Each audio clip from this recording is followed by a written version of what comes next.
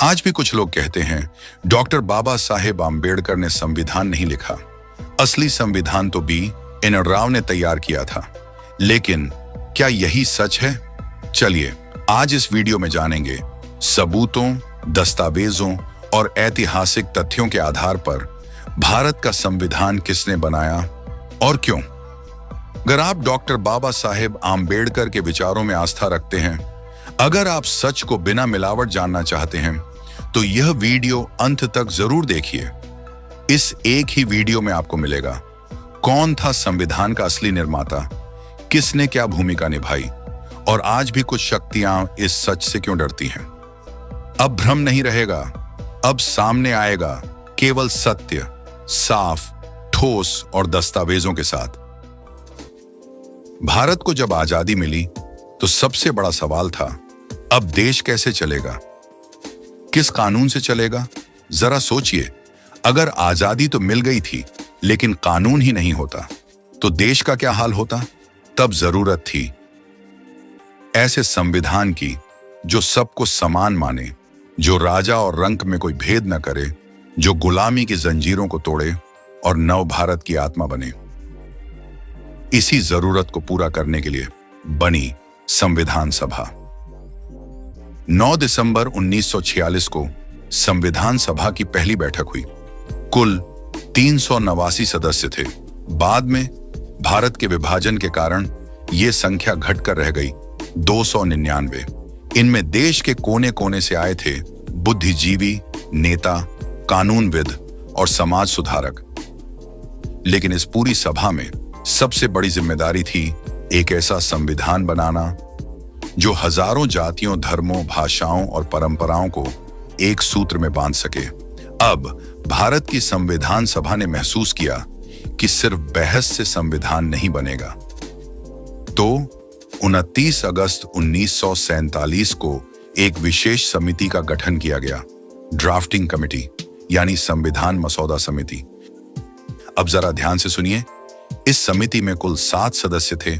सबसे पहले डॉक्टर भीमराव रामजी आम्बेडकर अध्यक्ष, दूसरे एन गोपालस्वामी आयंगर, तीसरे अल्लादी कृष्ण स्वामी अय्यर, चौथे के एम मुंशी, पांचवे सैयद मोहम्मद सादुल्ला, छठे बी एल मित्तल, जिनकी जगह बाद में टी कृष्णमाचारी को शामिल किया गया, और अंतिम डी पी खेतान, जिनका बाद में निधन हो गया।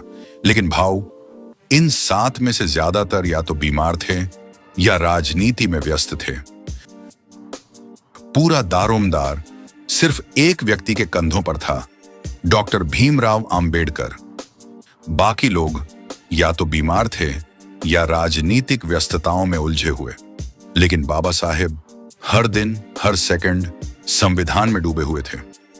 संविधान बनाना कोई कॉपी पेस्ट का काम नहीं था। बाबा साहेब ने हर अनुच्छेद, हर अधिकार, हर कानून के पीछे तर्क रखा, दर्शन रखा और समाज का अनुभव जोड़ा। आपको जानकर हैरानी होगी, बाबा साहेब संविधान सभा की कुल 141 बैठकों में लगभग हर दिन मौजूद रहे। ये उपस्थिति किसी भी सदस्य से कहीं ज्यादा थी। उन्होंने अनुच्छेद 14 समानता का अधिकार, अनुच्छेद 15 और 16 जातीय भेदभाव के खिलाफ सुरक्षा और अनुच्छेद 32 राइट टू कॉन्स्टिट्यूशनल रेमेडी, इन सभी मूल अधिकारों को सिर्फ शामिल ही नहीं किया बल्कि उनके पीछे का दर्शन भी गढ़ा। उन्होंने कहा था, यदि मुझसे पूछा जाए कि भारत के संविधान का हृदय क्या है तो मैं कहूंगा अनुच्छेद 32, क्योंकि यही अनुच्छेद हर नागरिक को अपने अधिकारों के लिए सीधे सुप्रीम कोर्ट जाने की शक्ति देता है। अब सवाल यह भी उठता है, क्या बाबा साहेब को सिर्फ दलित प्रतिनिधि समझकर इस समिति का अध्यक्ष बना दिया गया? नहीं भाव, उन्हें अध्यक्ष बनाया गया क्योंकि वो लॉ में डॉक्टरेट थे। उन्होंने ब्रिटेन और अमेरिका से उच्च शिक्षा ली थी, दुनिया के महान संविधान पढ़े थे और उनके पास थी विधिक, सामाजिक और आर्थिक न्याय की गहरी समझ। और सबसे जरूरी बात, वो दर्द झेला था जो भारत के करोड़ों शोषितों ने जिया था। किसी को उसकी जाति से नहीं, उसकी काबिलियत से पहचाना जाना चाहिए। बाबा साहेब उस सोच की जीती जागती मिसाल थे। अब सोचिए, संविधान सभा ने जिस व्यक्ति को भारत का भाग्य लिखने की जिम्मेदारी दी, वो कोई राजघराने का बेटा नहीं था। वो उस समाज का बेटा था जिसे सदियों तक मंदिर में घुसने नहीं दिया गया, और वही व्यक्ति आज संसद का दरवाजा सबके लिए खोल रहा था। जिसे इंसान मानने से इनकार किया गया, उसने इंसानियत की परिभाषा बदल दी कानून के जरिए, और यही था डॉक्टर भीमराव रामजी आम्बेडकर। संविधान सभा में जो सबसे ज्यादा मेहनत करने वाला इंसान था, वो सिर्फ एक नेता नहीं था, वो करोड़ों आवाजों का प्रतीक था। और उस आवाज का नाम था विश्व रत्न, महामानव, क्रांति सूर्य डॉक्टर बाबा साहेब आम्बेडकर। बाकी सबने साथ दिया, लेकिन इस संविधान को जन्म देने वाला निर्माता, वास्तुकार सिर्फ एक ही था। आज कई लोग कहते हैं संविधान तो B.N. राव ने लिखा था, आम्बेडकर ने तो बस साइन किया। लेकिन क्या यह सच है? क्या एक सलाहकार ही संविधान का निर्माता होता है? चलिए आज इतिहास के पन्ने पलटते हैं सच्चाई के साथ। सबसे पहले जानते हैं B.N. राव कौन थे। उनका पूरा नाम था बेनेगल नरसिंह राव। B.N. राव, उनका जन्म हुआ साल 1887 बेंगलोर। वो पेशे से थे ब्रिटिश इंडियन सिविल सर्विसेज यानी ICS ऑफिसर।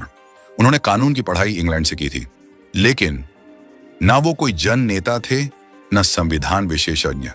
अब ध्यान दीजिए, B.N. राव कभी भी संविधान सभा के सदस्य नहीं थे। उन्हें जनता ने नहीं चुना था। वो संविधान सभा का हिस्सा नहीं थे। उन्हें सिर्फ सलाह देने के लिए नियुक्त किया गया था, कॉन्स्टिट्यूशनल एडवाइजर के तौर पर। यानी वो एक संवैधानिक सलाहकार थे, ना कि संविधान निर्माता। उनका काम क्या था? उन्होंने अमेरिका, आयरलैंड, कनाडा, ऑस्ट्रेलिया जैसे देशों के संविधान का अध्ययन किया। उनके आधार पर एक प्रारंभिक ड्राफ्ट तैयार किया, जिसे ड्राफ्टिंग कमेटी को सुझाव के तौर पर सौंपा गया। अब भाऊ, एक बात साफ समझ लीजिए, उनके सुझाव फाइनल ड्राफ्ट नहीं थे। ड्राफ्टिंग कमेटी ने उन सुझावों को पढ़ा, परखा, बदला, फिर असली संविधान में लिखा, संशोधन किए और पास करवाया। जैसे कोई आर्किटेक्ट को पुराने नक्शे दिखाए जाते हैं, पर असली इमारत तो वो खुद बनाता है। अब सवाल ये आता है, इतना भ्रम क्यों फैलाया जाता है? क्यों कहा जाता है कि B.N. राव ही असली निर्माता थे? क्योंकि B.N. राव ने जो शुरुआती सुझाव तैयार किए थे, वो सिर्फ एक रेफरेंस मटेरियल था। उसमें ना तो भारतीय समाज की पीड़ा थी, ना न्याय की गहराई, ना जाति व्यवस्था की समझ। तो सोचिए भाऊ, क्या कोई भी विदेशी संविधान का नकल करता भारत जैसे देश का संविधान बना सकता है? जवाब साफ है, नहीं। अंतर समझो, सलाहकार और निर्माता में फर्क होता है।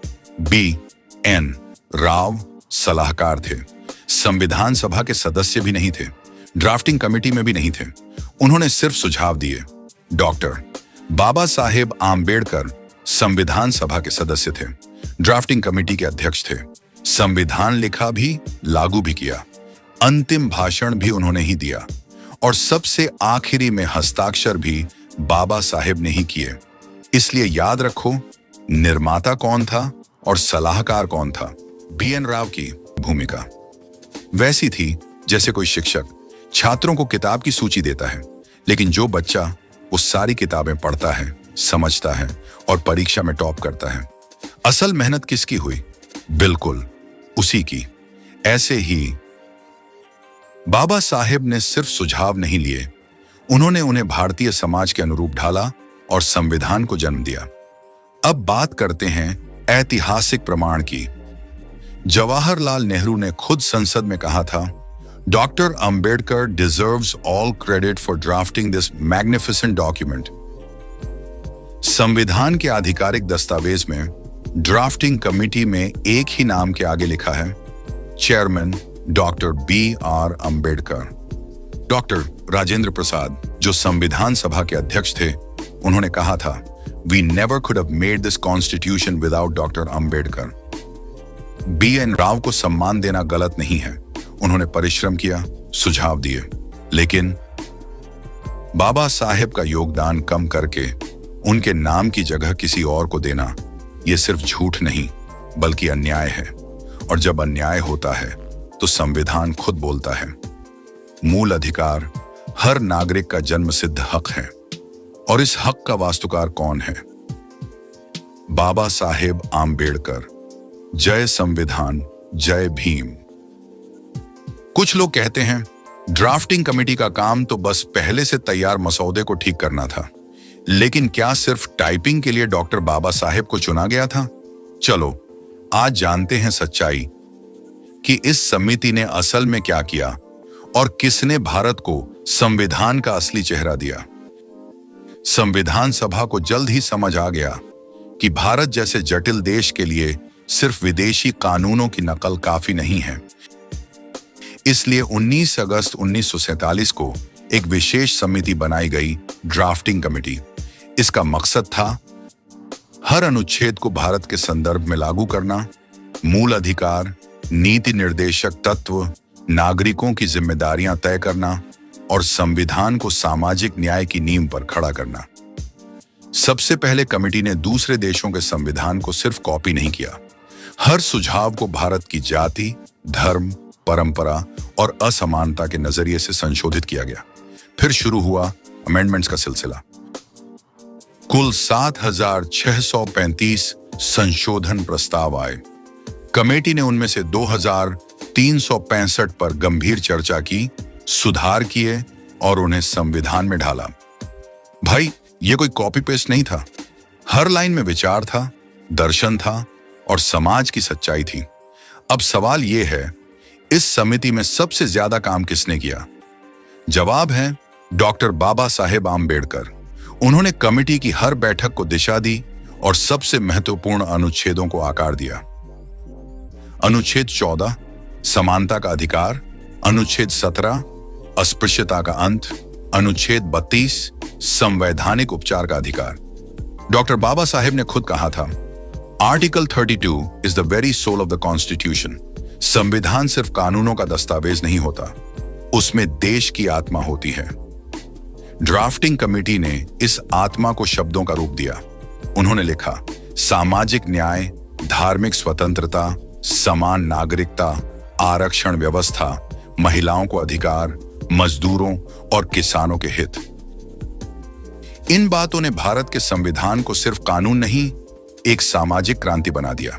ड्राफ्टिंग कमेटी अनुच्छेदों को सुव्यवस्थित करना, वैचारिक ढांचा, न्याय, समानता, धर्मनिरपेक्षता पर आधारित संविधान, संशोधन, हजारों प्रस्तावों पर विचार, लेखन, अंतिम भाषा में अनुच्छेदों की रचना, जवाबदेही, संविधान सभा के हर सवाल का उत्तर देना। और इन सभी कार्यों में सबसे आगे थे डॉक्टर बाबा साहेब आम्बेडकर। 25 नवंबर 1939 को डॉक्टर बाबा साहेब ने कहा, We are going to enter into a life of contradictions. In politics, we will have equality, but in social and economic life, we will have inequality. ऐसा भाषण कोई ड्राफ्टिंग क्लर्क नहीं दे सकता। ये उस व्यक्ति की आवाज थी जो समाज को बदलने आया था। ड्राफ्टिंग कमेटी कोई एडिटिंग टीम नहीं थी, ये थी भारत के भविष्य को गढ़ने वाली कार्यशाला। और इस कार्यशाला का प्रधान कारीगर था डॉक्टर बाबा साहेब आम्बेडकर। संविधान का हर शब्द, हर अनुच्छेद, हर अधिकार उसके दिमाग और दिल से निकला था। वो सिर्फ एक चेयरमैन नहीं, वो इस संविधान का निर्माता था। जय संविधान, जय भीम। कुछ लोग कहते हैं कि B.N. राव असली संविधान निर्माता थे और डॉक्टर बाबा साहेब आम्बेडकर तो बस चेयरमैन थे। लेकिन भाई, जब इतिहास को तोड़ा मरोड़ा जाता है, तब जरूरी होता है सच को सामने लाना। आज हम साफ करेंगे भ्रम और सच्चाई का फर्क। पहला बिंदु, भूमिका का अंतर। B.N. राव क्या थे? संवैधानिक सलाहकार। उनका काम था सुझाव देना। डॉक्टर बाबा साहेब आम्बेडकर क्या थे? मसौदा समिति के अध्यक्ष। उनका काम था संविधान बनाना, हर अनुच्छेद को लिखना और संविधान सभा में हर सवाल का जवाब देना। साफ कहें तो BN राव बराबर हैं सलाहकार और बाबा साहेब बराबर हैं संविधान निर्माता। सोचिए जरा, क्या कोई ड्राफ्ट देने वाला इंजीनियर घर बनाने वाला माना जाता है? नहीं ना। घर तो वो बनाता है जो ईंट ईंट जोड़कर उसे खड़ा करता है। अब बात करते हैं ऐतिहासिक साक्ष्यों की। पहला दस्तावेज भारत के आधिकारिक संविधान मसौदे के कवर पेज पर साफ लिखा है, प्रस्तुतकर्ता डॉक्टर भीमराव रामजी आंबेडकर, अध्यक्ष मसौदा समिति। दूसरा साक्ष्य, संविधान सभा की कार्यवाही में डॉक्टर आंबेडकर ने 141 दिनों तक भाग लिया। BN राव ने एक भी दिन हिस्सा नहीं लिया। तीसरा साक्ष्य, डॉक्टर राजेंद्र प्रसाद ने कहा था, अगर डॉक्टर आंबेडकर नहीं होते तो यह संविधान कभी इस रूप में नहीं बन पाता। चौथा साक्ष्य, जवाहरलाल नेहरू ने संसद में कहा, डॉक्टर आंबेडकर इस महान कार्य के लिए संपूर्ण श्रेय के पात्र हैं। अब बताइए, लेखक और नेता कौन थे? सिर्फ एक नाम है, डॉक्टर बाबा साहेब आंबेडकर। अब बात करते हैं भ्रम की।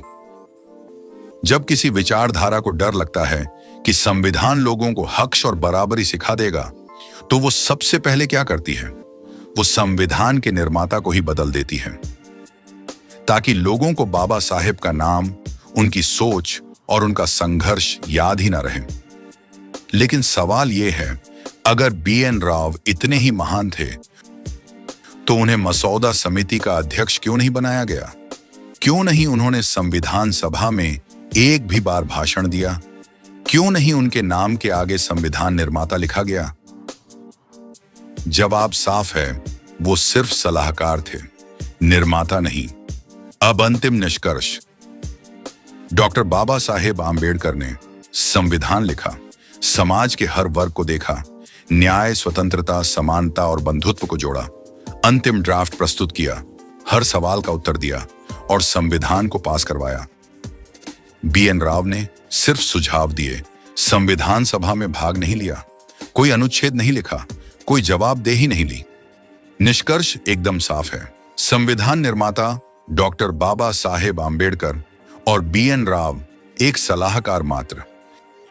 भाई, सलाह देना आसान होता है, लेकिन संविधान लिखना, हर शब्द में न्याय भरना, हर वर्ग की आवाज को जगह देना, यह काम कोई सामान्य व्यक्ति नहीं कर सकता।